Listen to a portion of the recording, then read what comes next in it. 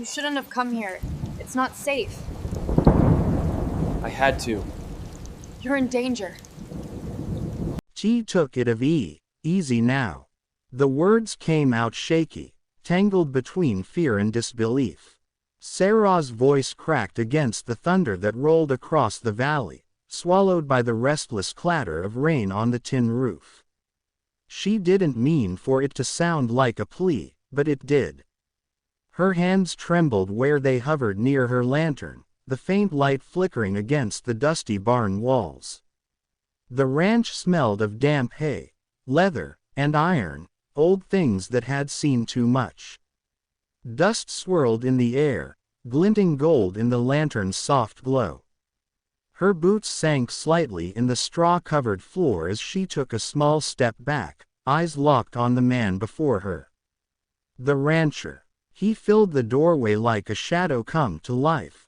Broad-shouldered, coat dripping with rain, the brim of his hat tilted low enough to hide his expression. Water slid from his collar down the stubble along his jaw.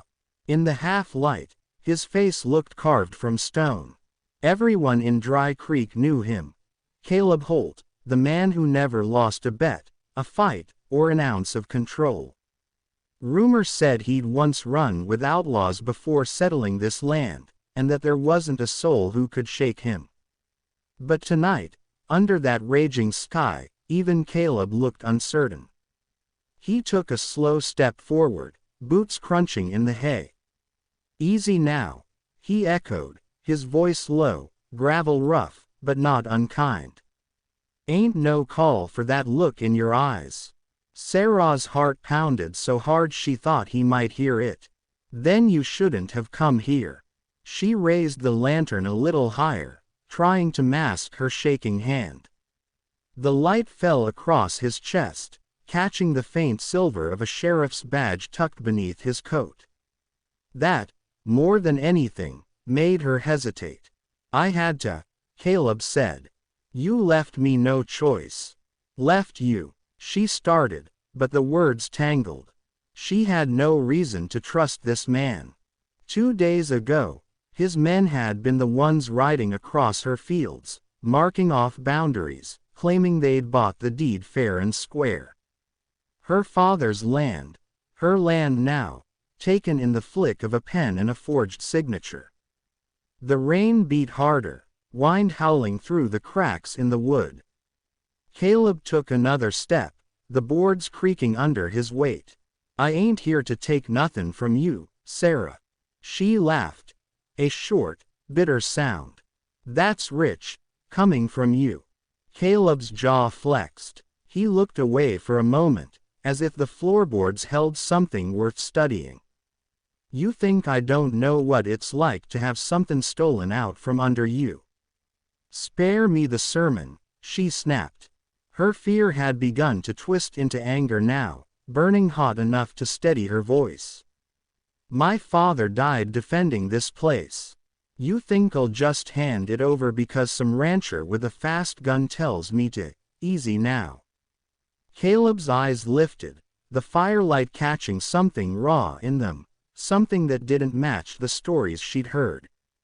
"Your father didn't die the way you think he did." The words landed like a thunderclap. Sarah froze, her breath catching. "What did you say?" Caleb reached slowly for his revolver. Sarah flinched, instinct making her stumble back a step. "Don't," she warned, voice sharp. But he didn't draw it. Instead, he turned it in his hand and placed it, carefully, on the hay-covered floor between them. The metal gleamed dull under the lantern light.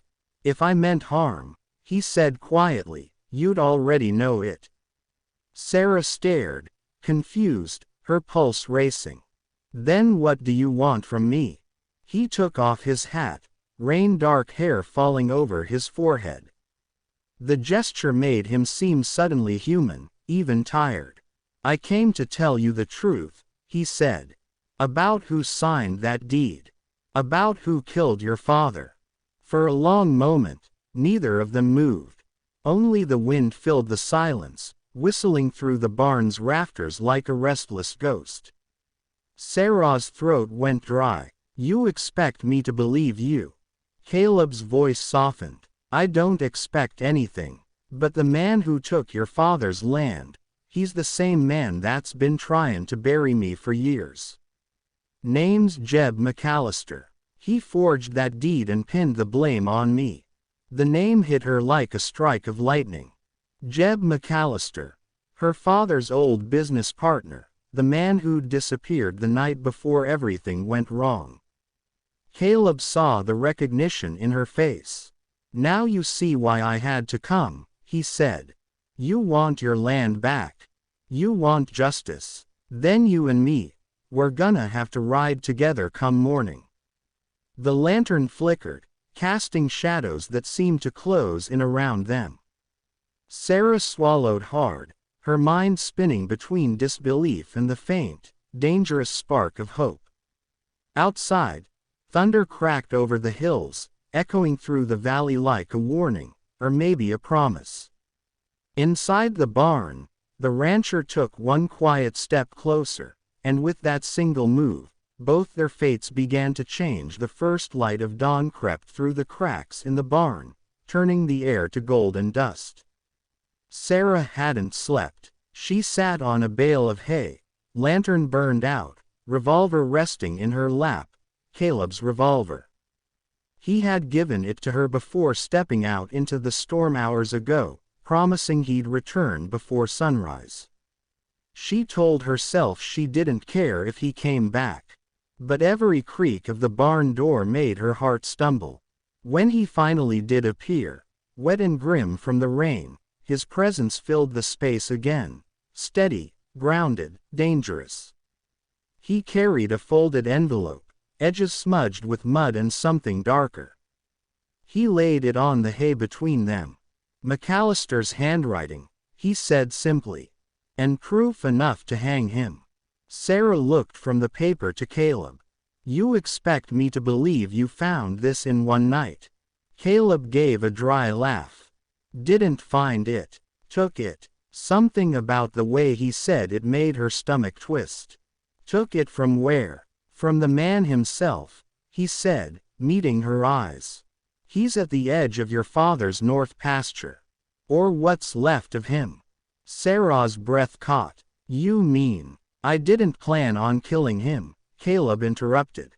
But he drew first. Guess the past finally caught up to him. He ran a hand through his hair, rainwater dripping from his sleeve. He talked before he went down. Told me the whole thing. How he forged your father's signature, bribed the county clerk, sold off half the land to pay his debts. He laughed while he said it. Sarah's mind reeled. The man who'd ruined her family, the one who'd vanished into rumor and smoke, dead. Just like that. What do you want from me now? She asked. Thanks. Forgiveness. Caleb's gaze dropped to the revolver in her lap. Just wanted you to know the truth before I ride out. Word will spread fast, and when it does, folks'll think I killed him for the deed. I can live with that. No, Sarah said, rising to her feet. You can't just leave. You did this, for me. He looked up sharply. I did this because I owed your father. He once pulled me out of a burning barn, risked his life for mine. I couldn't stand by and let McAllister finish what he started. For the first time, the full weight of his past showed on his face. The regret, the years of running from things too dark to name. He turned toward the open door, morning mist spilling into the barn. Sarah's fingers tightened on the revolver. What are you going to do now? Head south, he said. Start over. That's what men like me do when there's too much blood on the ledger. The thought of him leaving filled her with a strange, hollow ache. He had walked into her life like a storm and torn through every lie she'd believed. Now he was just going to vanish again. She stepped closer. You could stay, she said quietly. You helped me, helped us. There's still fences to mend, cattle to tend. He smiled faintly, shaking his head. "Ain't that kind of man, Sarah." But before he could turn away, she reached out and caught his sleeve. "You could be," she said. For a heartbeat, everything stilled. The wind, the creak of wood, even the sound of their breathing. His hand came up slowly, fingers brushing hers. The touch was rough, hesitant, and yet it carried all the things neither of them had dared to say through the long night. Then, as if waking from a spell, Caleb stepped back. "You don't want me here when the law comes," he said softly. "They'll ask questions you don't want to answer." Sarah swallowed hard. "I'll tell them the truth, that you did what no one else would." He hesitated in the doorway, rainlight spilling around him like a halo. "That's kind of you," he said. "But truth don't always save a man." Before she could reply, he touched the brim of his hat, gave her one last look, half promise, half goodbye, and walked out into the breaking dawn.